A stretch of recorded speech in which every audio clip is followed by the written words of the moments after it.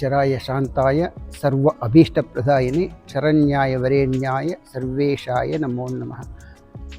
ಇದು ಬನ್ನಂಜೆ ಶನಿಕ್ಷೇತ್ರ ಅಂತ.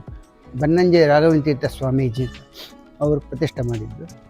ಅವರು ಸ್ವಾಮೀಜಿ ಅವರು ಎಲ್ಲ ಕರ್ನಾಟಕದಲ್ಲಿ ಎಲ್ಲ ಕಡೆಯಲ್ಲೂ ಶನಿ ಪೀಡಾ ಪರಿಹಾರಕ್ಕೆ ಎಳ್ಳು ದೀಪ ಹಚ್ತಾ ಇದ್ದರು.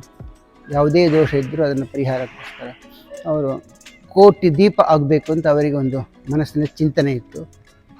ಆ ಕೋಟಿ ಜನಗರ ಸಹಾಯದಿಂದ 1 ಕೋಟಿ ದೀಪ ಆಗಿತ್ತು.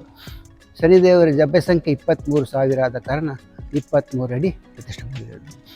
ಇದರ 23 ಅಡಿ ಏಕಶಿಲಾ ವಿಗ್ರಹವಾಗಿದೆ. ಇದು ಇಲ್ಲಿ ಜನಗರ ಸಹಾಯದಿಂದ ಕೋಟಿ ದೀಪ ಆದ ಕಾರಣ ಜನಗಳಿಗೆ ಒಂದು ಅವಕಾಶ ಕೊಡಬೇಕು ಅಂತೇಳಿ ಇಲ್ಲಿ ಭಕ್ತಾದಿಗಳೇ ತೈಲಾಭಿಷೇಕ ಆಗಲಿ ಎಳ್ಳು ದೀಪ ಆಗಲಿ ಎಲ್ಲ ಅವರ ಕೈಲಿಂದೇ ಮಾಡಿಸ್ತಾರೆ. ಇಲ್ಲಿ ವಾರ್ಷಿಕೋತ್ಸವ ವೈಶಾಖ ಮಾಸದಲ್ಲಿ ಅಮಾವಾಸ್ಯೆ ದಿವಸ ಬರ್ತದೆ. ಇಲ್ಲಿ ಪ್ರತಿದಿನ 2 ಹೊತ್ತು ಪೂಜೆ ಆಗ್ತದೆ. ಬೆಳಗ್ಗೆ 6 ಗಂಟೆಗೆ 6ರಿಂದ 7 ತನಕ, ಮತ್ತು ಭಕ್ತಾದಿಗಳು 11 ತನಕ ಬರ್ತಾ ಇರ್ತಾರೆ. ಆಮೇಲೆ ಸಂಜೆ 3 ಗಂಟೆಯಿಂದ 7 ತನಕ ಭಕ್ತಾದಿಗಳು ಬರ್ತಾ ಇರ್ತಾರೆ. ಮತ್ತು ಇದು 7 ಪ್ರತಿದಿನ ಪೂಜೆ ಆಗ್ತದೆ. ಆಮೇಲೆ ವಿಶೇಷ ಪೂಜೆ ಶನಿವಾರ ಮಾತ್ರ. ಶನಿವಾರ 3 ಹೊತ್ತು ಪೂಜೆ ಆಗ್ತದೆ. ಬೆಳಗ್ಗೆ 6 ಗಂಟೆಯಿಂದ ಸಂಜೆ 9 ಗಂಟೆ ತನಕ ಜನಗಳು ಬರ್ತಾ ಇರ್ತಾರೆ, ಪೂಜೆ ಮಾಡ್ತಾ ಇರ್ತಾರೆ.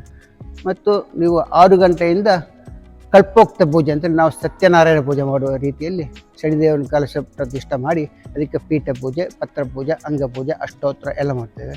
ತದನಂತರ ರಂಗಪೂಜೆ, ದೀಪೋತ್ಸವ ಮುಗಿಯುವಾಗ 7:30 ಆಗ್ತದೆ.